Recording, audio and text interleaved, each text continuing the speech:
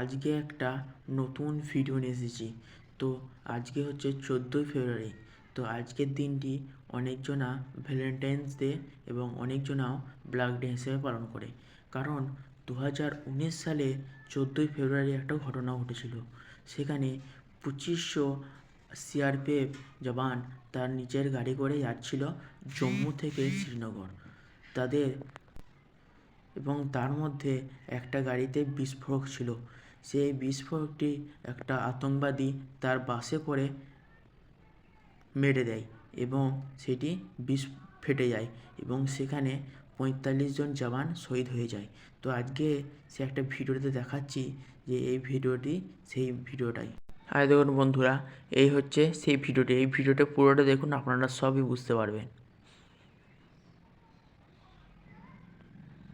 পিছনে আমাদের আসছে আর্মির যে গাড়ি, সে গাড়ি করে, আর পাশ থেকে ওই আতঙ্কবাদীরা তার নিজের গাড়ি করে আসছে। এরপর দেখুন কেমন করে বিস্ফোরকটা মানে বোমটা ফাটবে, দেখে নিন।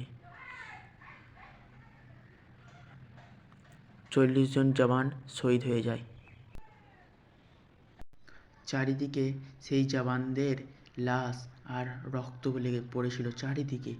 আপনারা যদি এই ভিডিওটা আগে কখনো দেখে থাকেন তাহলে কমেন্টে বলে যাবেন, আর চ্যানেলটিকে লাইক সাবস্ক্রাইব করে দেবেন।